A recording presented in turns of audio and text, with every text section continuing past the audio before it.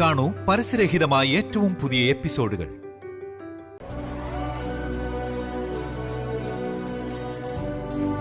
അമ്മ പറഞ്ഞത് എന്താണെന്ന് എനിക്ക് മനസ്സിലായി. ആയിക്കോട്ടെ, പക്ഷേ അതിന്റെ പേരിൽ വെറുതെ സ്വപ്നം കണ്ടോണ്ട് നടക്കണ്ട. അങ്ങനെ നടക്കേണ്ട കാര്യമൊന്നും എനിക്കില്ല.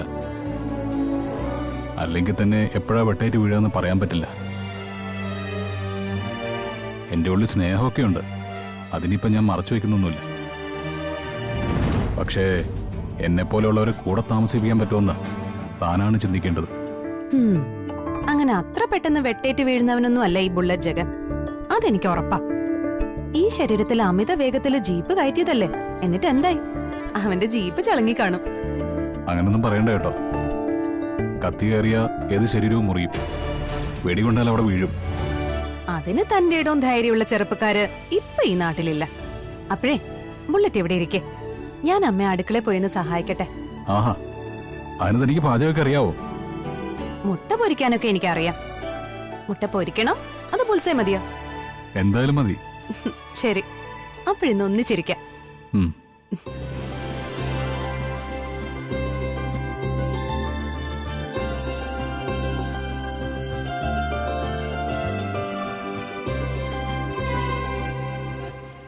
അതെ, ഇപ്പൊ ദീപയും ഇവനും തമ്മിലുള്ള ബന്ധം പിരിയണമെന്ന് അമ്മ വാശി പിടിക്കുന്നത് എന്തുകൊണ്ടാ? ബന്ധം പിരിയാതെ വേറൊരു കല്യാണം കഴിക്കാൻ പറ്റത്തില്ല, അതറിയാവുന്നതുകൊണ്ടാ. അതുപോലെ തന്നെ അച്ഛനും ബന്ധം പിരിഞ്ഞിട്ടില്ല വേറെ കെട്ടിയത്. അമ്മ ഇതെങ്ങനെ കേസാക്കിയല്ലേ അച്ഛന്റെ കാര്യം പോക്കാ. അത് ശരിയാ. അച്ഛനെ കോടതി കയറ്റാൻ ദീപയുടെ അച്ഛന് വലിയ താല്പര്യ. കോടതി കയറ്റുന്ന കേട്ടിക്കോട്ടെ, അവിടെ എനിക്ക് അനുകൂലമായിട്ട് സാക്ഷി പറയാൻ എന്റെ മക്കൾ വരില്ലേ? എടാ, നിങ്ങൾ രണ്ടും വരില്ലേ എന്ന്? ഞങ്ങൾ വന്നിട്ട് നടന്നതൊക്കെ പറയണം. ഇവന് പറയാൻ ലിമിറ്റേഷൻ ഉണ്ട്, എന്നാൽ എനിക്ക് അങ്ങനൊന്നുമില്ല. അതുകൊണ്ട് അച്ഛൻ അനുകൂലമായിട്ട് ഞാൻ എന്ത് വേണേലും പറഞ്ഞോളാം. പക്ഷേ അച്ഛൻ്റെ 2 പെൺമക്കളുണ്ടല്ലോ, അവരൊരിക്കലും അച്ഛൻ അനുകൂലിക്കില്ല. ചില സാഹചര്യങ്ങളിൽ പെൺകുട്ടികളുടെ വാക്കിനാ മുൻതൂക്കം. എടാ, ഞാനും സുഗന്ധ്യയും തമ്മിലുള്ള കല്യാണം ഒന്നും രജിസ്റ്റർ ചെയ്തിട്ടില്ല. പിന്നെ എവിടുന്നാടാ ഞങ്ങള് കല്യാണം കഴിച്ചെന്ന് ഇവള് തെളിവുണ്ടാക്കുന്നത്? അതിനുള്ള തെളിവാണല്ലോ ഹരിത എന്ന മോള്. അതിനപ്പുറം ഇനി എന്ത് തെളിവാ വേണ്ടത്? എനിക്കിനി ജയിലിൽ കിടക്കാനേ പേടിയൊന്നുമില്ല. നിങ്ങൾ സത്യങ്ങൾ മനസ്സിലാക്കിയത് കൊണ്ട് ഹരിതയ്ക്കും അവളുടെ അമ്മയ്ക്കും ഒരു കുഴപ്പവും വരുത്തില്ലെന്ന് എനിക്കറിയാം. ഒളിഞ്ഞും തെളിഞ്ഞും നിങ്ങൾ അവരെ സഹായിക്കും, അതെനിക്ക് ഉറപ്പാ. പിന്നെ രാഗിണിക്കൊപ്പമുള്ള ജീവിതത്തെക്കാൾ നല്ലതല്ലേ ജയിൽവാസം? അതുകൊണ്ട് ഞാൻ അവിടെ പോയി കിടന്നോളാം. എന്നാലും അച്ഛനെ ജയിലിൽ വന്ന് കാണാൻ ഞങ്ങൾക്ക് വലിയ താല്പര്യമൊന്നുമില്ല. എടാ, അങ്ങനെ ജയിലിലേക്ക് പോകേണ്ടി വന്നാൽ ഞാനൊരു സൽക്കർമ്മം ചെയ്തിട്ടേ പോകത്തുള്ളൂ. പക്ഷേ അതിനുശേഷം നിങ്ങൾ എന്നെ തള്ളിപ്പറയരുത്. എടാ, പലപ്പോഴും ഞാൻ പറഞ്ഞിട്ടില്ലേ, ഈ പ്രശ്നങ്ങളെല്ലാം പരിഹരിക്കണമെങ്കിൽ നിങ്ങളുടെ അമ്മ മരിക്കണമെന്ന്. അത് മിക്കവാറും സംഭവിക്കും. ഞാൻ അവളെ അങ്ങ് കൊല്ലുമെന്ന്. എടാ, പറയുന്നത് വെറുതെ അല്ല, പൊറുതി മുട്ടിയ ഞാനത് ചെയ്തിരിക്കും.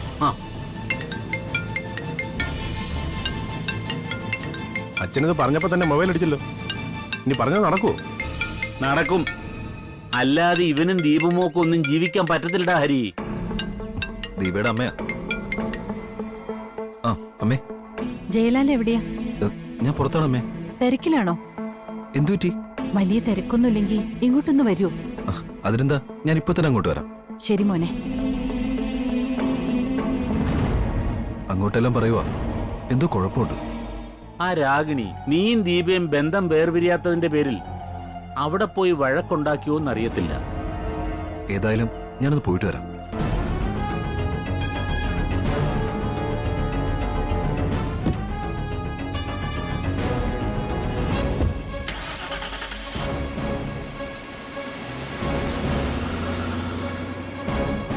എടാ, ഇവന്റെ ഈ വിഷമം എങ്ങനെയാണോ ഒന്ന് അവസാനിപ്പിക്കുന്നത്? എനിക്കറിയില്ല അച്ഛാ. അവനും ദീപയ്ക്കും ദീപയുടെ കുടുംബത്തിനും വേണ്ടി എന്തും ചെയ്യാൻ തയ്യാറായി നടക്കുക ആ ബുള്ളറ്റ് ജഗൻ. അയാൾ ചിലപ്പോ ഇതിനൊരു പരിഹാരം കണ്ടേക്കും. ആ രാഗിണി എന്ന് പറയുന്നവളെ കാലെ പിടിച്ച് നിലത്തു കുത്തേണ്ട സമയം കഴിഞ്ഞു. അവള് കാരണേ എല്ലാരും എന്തെല്ലാം നാടകമാ കളിക്കുന്നത്. ദീപയുടെ അമ്മയ്ക്കൊന്നും ഇത് ശീലമുള്ള കാര്യമല്ല. എന്നിട്ടും ആ പാവപ്പെട്ട സ്ത്രീ ഇതിനെല്ലാത്തിനും കൂട്ടുനിൽക്കുക. കുടുംബത്തിലുള്ള ഒരെണ്ണത്തിന്റെ തല തിരിഞ്ഞു പോയാലുണ്ടല്ലോ, കുടുംബം തകർന്ന് തരിപ്പണമാവും. എടാ, നിങ്ങൾ കുഞ്ഞായിരിക്കുമ്പോഴേ അവളെ കൊല്ലേണ്ടതായിരുന്നു. എന്തിനാടാ ഇങ്ങനൊരമ്മ? മക്കളെ ശ്വാസം മുട്ടിച്ച് കൊല്ലാനായിരുന്നെങ്കിലേ അവൾ എന്തിനാടാ നിന്നെയൊക്കെ ജനിപ്പിച്ചത്? എനിക്ക് ഓരോന്നാലോചിച്ചിട്ട് എനിക്ക് എന്നോട് തന്നെ കലി വരുന്നു.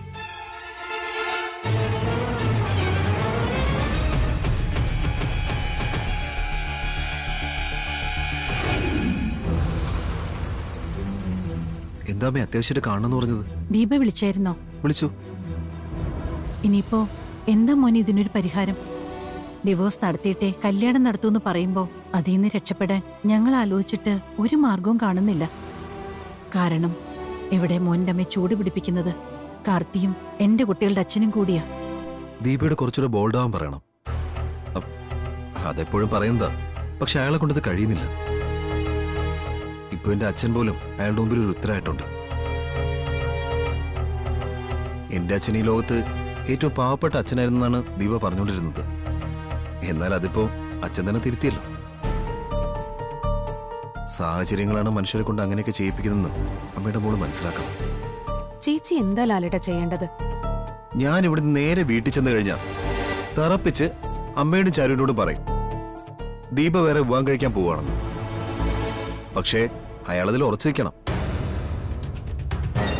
വേണ്ടി വന്ന എനിക്ക് വേണ്ടി ഹരിതയെ കണ്ടെത്തിയതുപോലെ അയാൾക്ക് ചൂണ്ടിക്കാണിക്കാനോ ഒരു പയ്യനെ കണ്ടെത്തണം. മോനെ, ഇത് നാടകമല്ല, ജീവിതമാണ്. ആ ജീവിതം നന്നായി ജീവിക്കാൻ സമ്മതിക്കുന്നില്ലെങ്കിൽ ചില നാടകങ്ങളൊക്കെ കളിക്കേണ്ടി വരില്ലേ അമ്മേ? എന്റെ അമ്മയോട് എനിക്കിപ്പോ പുച്ഛാ തോന്നുന്നേ. പ്രസവിച്ച് പോയതുകൊണ്ട് മാത്രം അമ്മയെ അമ്മയായിട്ട് കാണുന്നെങ്കിലും മക്കളുടെ വിഷമങ്ങൾ മനസ്സിലാക്കാത്തൊരു അമ്മയെക്കുറിച്ച് നല്ലത് പറയേണ്ട കാര്യമില്ലല്ലോ. എത്ര ദിവസമായി ഈ പ്രസിദ്ധി കിടന്ന് നേറുകയാണ്. അതിന്റെ ഇടയ്ക്ക് കുടുംബത്തിൽ കയറ്റാൻ കൊള്ളാത്ത ഒരുത്തൻ ചാരുവിന്റെ ഭർത്താവായിട്ട് വരാൻ പോവാണ്. ജഗനോട് എങ്ങനെയെങ്കിലും തടയണമെന്ന് പറഞ്ഞിട്ട് അയാളും കേൾക്കുന്നില്ല.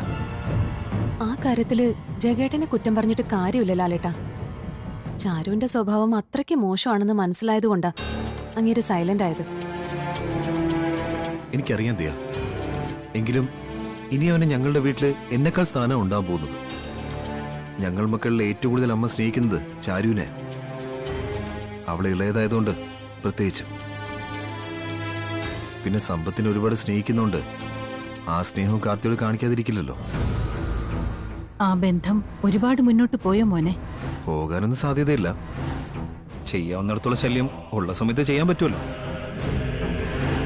പിന്നെ ഞാൻ പറഞ്ഞത് ദീപയോട് അമ്മേന്റെയും സീരിയസ് ആയിട്ട് തന്നെ സംസാരിക്കണം.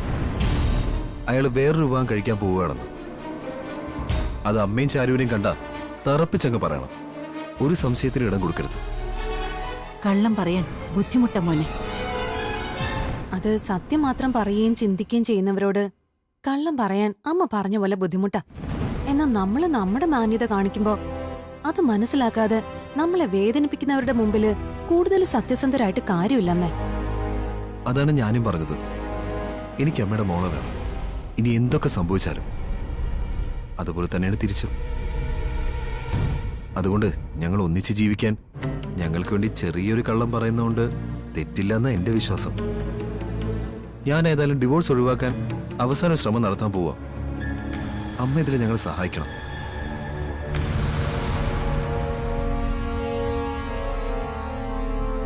ലാലേട്ടൻ ഇതുവരെ അമ്മയോടൊന്നും ആവശ്യപ്പെട്ടിട്ടില്ല. ഇന്നത് ചെയ്യണോന്ന് പറഞ്ഞിട്ടുമില്ല. ഇതാദ്യമായിട്ടാ ഒരു കാര്യം പറയുന്നത്.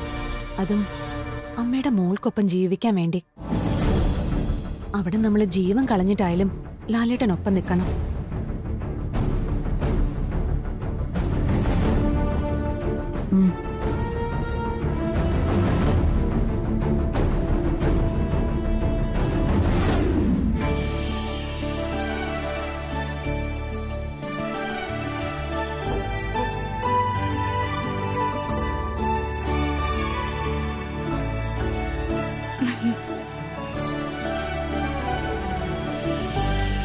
മോളെ, നമുക്കൊരു ചായ കുടിച്ചാലോ?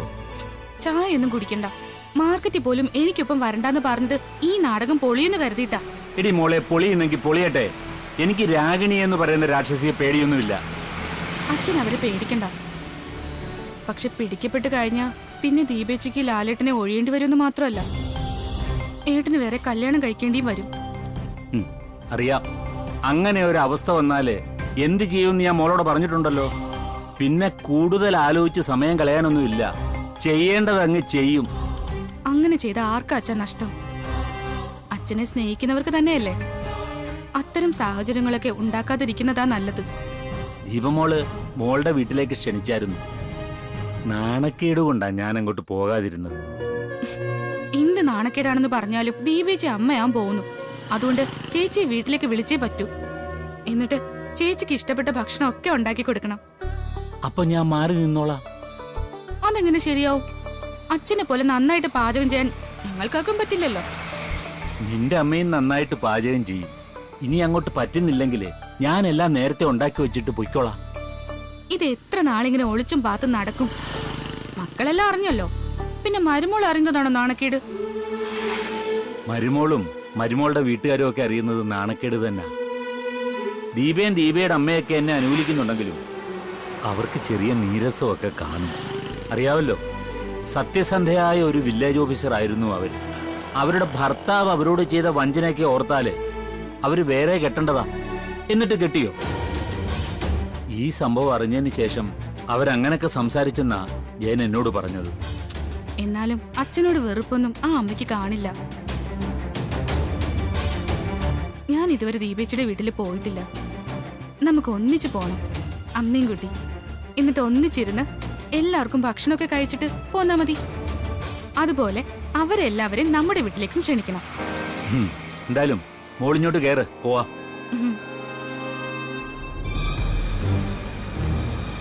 അതെ, ഒന്നിർത്തി.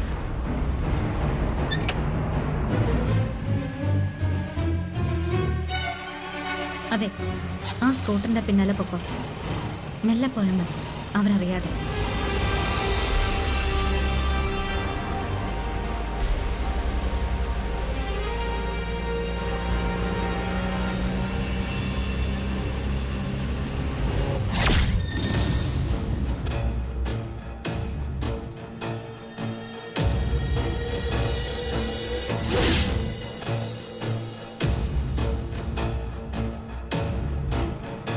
മോളെ, പച്ചക്കറിക്കൊക്കെ ഇപ്പൊ എന്നാ വില? സത്യം പറഞ്ഞാല് പറമ്പിൽ എന്തെങ്കിലുമൊക്കെ നട്ടുപിടിപ്പിക്കുന്നതാ നല്ലത്. ഇത് വലിയ വില കൊടുത്ത് നമ്മൾ വിഷം വാങ്ങി തിന്നോണ്ടിരിക്കുകയല്ലേ.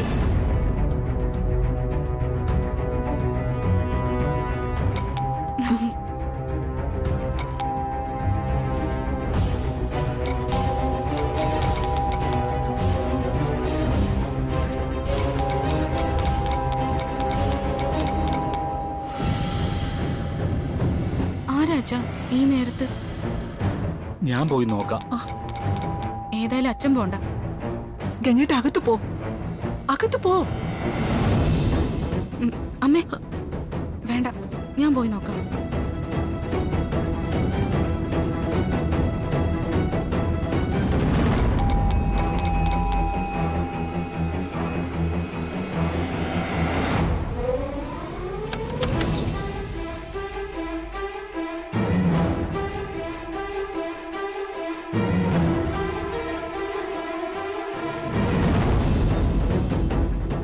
എന്താ ഈ നേരത്ത്?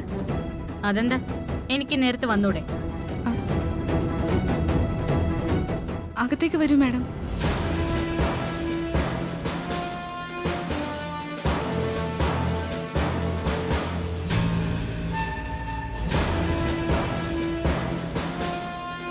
നിങ്ങൾ രണ്ടാളും മാത്രം ഇവിടെ ഉള്ളോ? അത്രയുള്ളൂ മാഡം, വേറെ ആരിവിടെ വരാനാ? കല്യാണ ലെറ്ററൊക്കെ തയ്യാറാക്കിയത് കണ്ടതാണല്ലോ. 10-ാം ഉദയത്തിനാണ് കല്യാണം. അതിലിനി മാറ്റമൊന്നുമില്ല. അതിനു മുൻപ് ജേട്ടൻ ദീപയായിട്ടുള്ള ബന്ധം പിരിയാന്നാ പറഞ്ഞിരിക്കുന്നത്. ഇവിടെ എന്റെ അച്ഛൻ ഉപയോഗിക്കുന്ന സ്പ്രേയുടെ മണം ഉണ്ടല്ലോ. മോളുടെ അമ്മ വരുമ്പോഴും ഇത് പറയാറുണ്ട്. ജയൻ സാറ് ഇടയ്ക്ക് മോൾക്കൊരു സ്പ്രേ കൊടുത്തിരുന്നു, അതിന്റെ മണോ. നിനക്ക് ഇഷ്ടം പോലെ സ്പ്രേ ജേട്ടൻ തരാറുണ്ടല്ലേ? ഇഷ്ടം പോലെയൊന്നും അല്ല, ഇടയ്ക്കൊരെണ്ണം തന്നു. അതിനി ഒരു 2-3 മാസം കൂടി കാണുമല്ലോ മാഡം. ശരിയാ, കാണും. ഇവിടെ രണ്ടാളുടെ താമസമൊക്കെ സുഖല്ലേ? ആ, കുഴപ്പമൊന്നുമില്ല. ഞാൻ ഇവിടെ വന്നിട്ടുണ്ടെങ്കിലും വീടൊന്നും ശരിക്കും അങ്ങോട്ട് കണ്ടിട്ടില്ല. എല്ലാം ഒന്ന് കയറി നോക്കിയാ കൊള്ളാന്നുണ്ട്.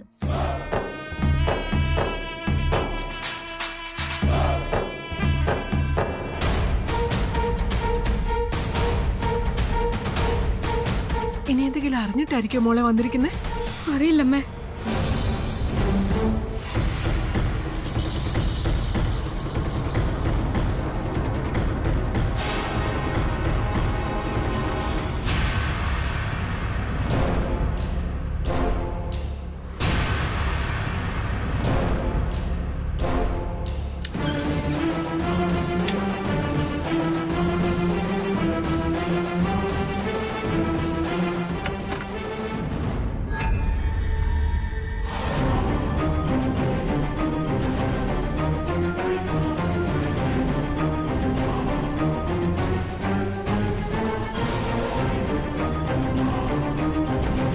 ഇങ്ങോട്ട് വാ.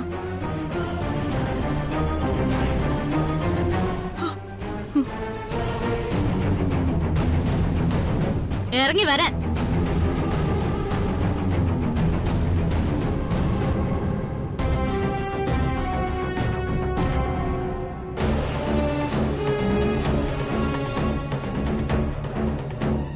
എന്താടി ഇത്? ഇവിടെ ആരും ഇല്ലെന്ന് പറഞ്ഞിട്ട് ഇങ്ങനെ ഇതിനകത്ത് വന്നത്?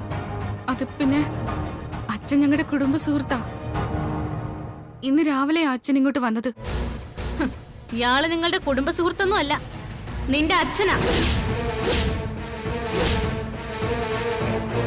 നീയും ജേട്ടനും ആങ്ങളെയും പെങ്ങളുവാ. ആ ധൈര്യത്തിലാ നീ കല്യാണത്തിന് സമ്മതിച്ചത്. എന്നിട്ടിപ്പോ കല്യാണക്കാരും പറയുമ്പോ നിനക്കതിനോട് താല്പര്യം തോന്നാത്തതിന്റെ കാരണം അതാ.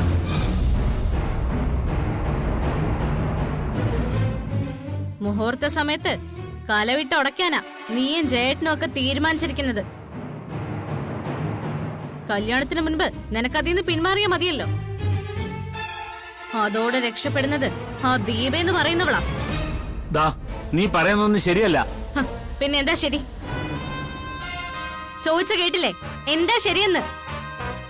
മാഡം വെറുതെ തെറ്റിദ്ധരിക്കോ?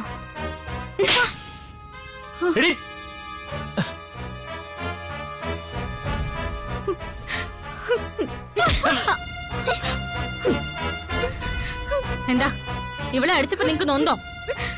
ഇനി ഞാനല്ല എന്റെ അമ്മയെ ഇങ്ങോട്ട് വരാൻ പോകുന്നത്. ഇവളുമാരെ രണ്ടിനെയും തല്ലാനല്ല, കൊല്ലാൻ. എല്ലാവരും കാത്തിരുന്നു.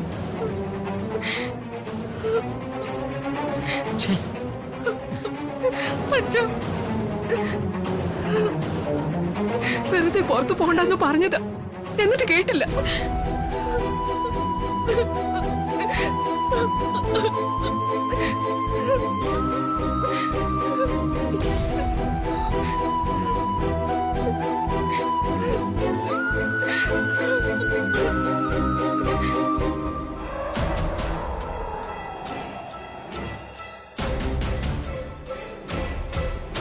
നീ എന്താ ഇങ്ങനെ നോക്കുന്നേ?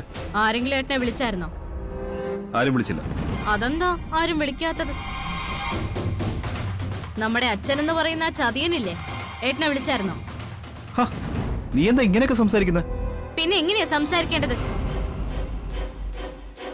ശരിക്കും ഈ ഹരിത എന്ന് പറയുന്നവൾ ആരാ? ഏട്ടൻ കല്യാണം കഴിക്കാൻ പോകുന്ന ഹരിത എന്ന പെൺകുട്ടി ആരാന്ന് ഹരിത ആരാണെന്ന് നിനക്കറിയില്ലേ? ഇതുവരെ അറിയില്ലായിരുന്നു, പക്ഷേ ഇന്ന് അറിഞ്ഞു അവൾ ആരാണെന്ന്. പെങ്ങളെയാണോ ആങ്ങളെ കല്യാണം കഴിക്കാൻ പോകുന്ന? ദൈവമായിട്ടാ എന്നെ കാണേണ്ട ചില കാഴ്ചകളൊക്കെ കാണിച്ചു തന്നത്. അവളുടെ വീട്ടിൽ നിന്നാ ഞാനിപ്പോ വരുന്നത്. അകത്തൊളിച്ചിരുന്ന ഗംഗാധരനെ പിടിക്കുകയും ചെയ്തു. അയാളൊരു ഭയങ്കര കള്ളനാ. എന്റെ അമ്മ അടുക്കളയിലിട്ട് കഷ്ടപ്പെടുത്തുമ്പോഴും അടിമപ്പണി ചെയ്യിക്കുമ്പോഴും അയാൾ അതിനേക്കാളും വലിയൊരു തരികട കാണിച്ചുകൊണ്ടിരിക്കുകയായിരുന്നു. അല്ല, അച്ഛനൊരു ചിന്ന വീടുണ്ടെന്ന് ഏട്ടനറിയില്ലായിരുന്നോ? എന്താ ഒന്നും മിണ്ടാത്തെ? ഞാൻ ഈ അടുത്ത സമയത്താ അച്ഛൻ അങ്ങനെ ഒരു ബന്ധമുണ്ടെന്ന് അറിഞ്ഞത്. ആര് പറഞ്ഞു ഈ അടുത്ത സമയത്താന്ന്? അവളെ ഇവിടെ ജോലിക്ക് വെച്ചതും ഞാനും അമ്മയും കല്യാണം ആലോചിച്ചപ്പോ അതിനെ എതിർക്കാതിരുന്നതൊക്കെ അവള് നമ്മുടെ അച്ഛന്റെ മോളാന്ന് അറിഞ്ഞതുകൊണ്ട് തന്നെയല്ലേ? അപ്പോഴൊന്നും എനിക്ക് അറിയില്ലായിരുന്നു. അതിനുശേഷം നിന്നെ പോലെ ഞാനും അച്ഛനൊരു രണ്ടാം ഭാര്യയും മകളുണ്ടെന്നുള്ള കാര്യം മനസ്സിലാക്കിയത്. ഇനി ഒന്നും പറയണ്ട, എല്ലാം കഴിഞ്ഞു. ഞാൻ ഇപ്പൊ തന്നെ അമ്മയെ വിളിച്ച് വിവരങ്ങളൊക്കെ പറയാൻ പോവാ. അപ്പോ നീ ഇതുവരെ അറിഞ്ഞ കാര്യമൊന്നും പറഞ്ഞില്ലേ? ഇല്ല, ആദ്യം ഏട്ടനെ ഞാൻ വന്ന് കണ്ടത്. ദയവ് ചെയ്ത് നീ ഇതൊന്നും അമ്മയടുത്ത് പറയരുത്. പറയാതെ പിന്നെ? ഇങ്ങനൊരു കള്ളത്തരം ഏട്ടൻ ചെയ്ത സ്ഥിതിക്ക് എനിക്ക് ഉറപ്പാ ആ ദീപ എന്ന് പറയുന്നവളും ഏട്ടനും തമ്മില് ഇപ്പോഴും ബന്ധമുണ്ടെന്ന്. നിങ്ങൾ തമ്മിൽ കാണുന്നുണ്ട്. നിങ്ങൾ എല്ലാരും കൂടി കളിച്ച നാടകോ ഇതൊക്കെ. എന്താ ഒന്നും പറയാത്തെ? ഇനിയിപ്പോ ഞാൻ എന്ത് പറഞ്ഞാലും നീ വിശ്വസിക്കില്ല. ഒരിക്കലും വിശ്വസിക്കില്ല. എത്രയും പെട്ടെന്ന് ഈ ബന്ധം പിരിഞ്ഞു. കഴിയുമെങ്കിൽ ഇന്ന് തന്നെ. അതിനെ ദീപയുടെ അച്ഛന്റെ കൂട്ടുണ്ട്. അയാൾ അമ്മയെ ഇടയ്ക്ക് കണ്ടപ്പോ പറഞ്ഞായിരുന്നു ഏട്ടൻ നാടകം കളിക്കുമെന്ന്. കല്യാണത്തിന് മുമ്പ് അത് ഉണ്ടായിട്ടുണ്ടല്ലോ. അങ്ങനെയല്ലേ അവള് ഭാര്യയായത്.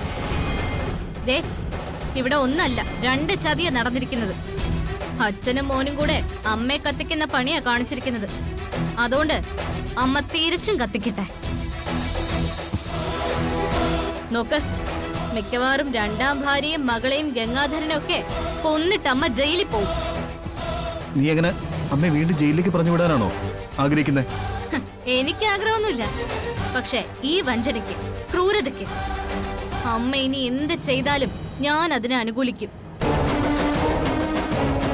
അതുപോലെ നിശ്ചയിച്ച മുഹൂർത്തത്തില് എന്റെ കഴുത്തിൽ കാർത്തി താലി കെട്ടുമ്പോ ഹരിതയ്ക്ക് പകരം മറ്റൊരു പെൺകുട്ടിയെ ഏട്ടൻ താലി കെട്ടേണ്ടി വരും. അതിന് പറ്റിയൊരുവളെ ഞാനും അമ്മയും കൂടി കണ്ടെത്തിയിരിക്കും.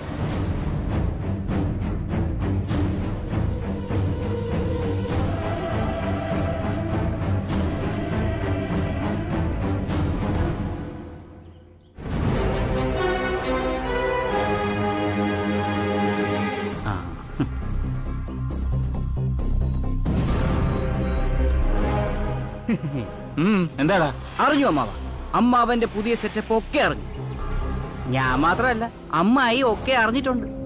അത് പിന്നെ അറിയുമല്ലോ. എന്നാ പിന്നെ രണ്ടാം ഭാര്യയും മോളെയും വിളിച്ചോണ്ട് എത്രയും പെട്ടെന്ന് മുങ്ങിക്കോ.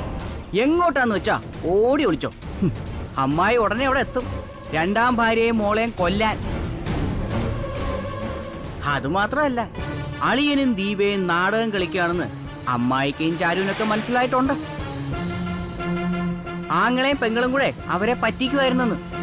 അതുകൊണ്ട് ഇനി അളിയനും ഓണവാ.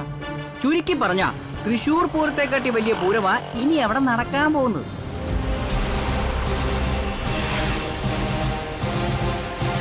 അമ്മാവൻ എന്തോ ചിന്തിക്കുന്നു? അവളങ്ങോട്ട് പുറപ്പെട്ടിട്ടുണ്ടോ? പുറപ്പെടാനുള്ള തയ്യാറെടുപ്പില്ല. ചാരു വന്നു കഴിഞ്ഞാൽ ചിലപ്പോ അവളുമായിട്ടായിരിക്കും അങ്ങോട്ട് വരുന്നത്. എന്തായാലും അമ്മായി അവിടെ വരുമ്പോ മാരകായുധങ്ങൾ കയ്യിൽ കാണും. അതിപ്പോ എടുത്ത് വയറ്റത്താണോ നെഞ്ചത്താണോ കുത്തുന്നതെന്ന് ദൈവത്തിന് മാത്രം അറിയാം. അവൾ എന്നെ ഇട്ട് കീറി മുറിച്ചപ്പോ, ചവിട്ടി കൂട്ടിയപ്പോ എനിക്ക് മനസമാധാനം തന്ന കുടുംബമാടാ അത്. എന്റെ പെമ്മക്കൾ എന്നെ തള്ളി പറഞ്ഞപ്പോ എന്നെ സ്നേഹിച്ച മകളാടാ എന്റെ കൂടെ ഇപ്പോ ഉള്ളത്. ഇതൊക്കെ അമ്മായിയോട് പറയാൻ പറ്റൂ? പറഞ്ഞ അവരുടെ തലയിൽ കേറൂ. അവരുടെ ദേഹത്ത് ഒരു തുള്ളി മണ്ണ് നുള്ളിയിടാൻ ഞാൻ സമ്മതിക്കത്തില്ല. അവരെ അവിടെ ഒന്നും ചെയ്യാനും പോകുന്നില്ല. അതൊന്നും ഇവിടെ പറഞ്ഞിട്ട് കാര്യമില്ല അമ്മാവ. ചാരു ഈ വിവരം വിളിച്ചു പറഞ്ഞപ്പോ തന്നെ അവിടെ എത്ര ഗ്ലാസ്സാ പൊട്ടിയെന്ന കാര്യം അമ്മാവൻ അറിയാവോ? എല്ലാം എറിഞ്ഞു പൊട്ടിക്കുമായിരുന്നു. എന്നിട്ടും ദേഷ്യം തീരാതെ തല ഭിത്തി കൊണ്ട് ചിടിക്കുമായിരുന്നു. ഞാനതിന് സാക്ഷിയാ. അമ്മാവനുടെ ദേഷ്യം എന്നോട് തീർക്കു വന്നപ്പോഴേ ഞാൻ ഇവിടുന്ന് ഓടി രക്ഷപ്പെട്ടു വരുമായിരുന്നു.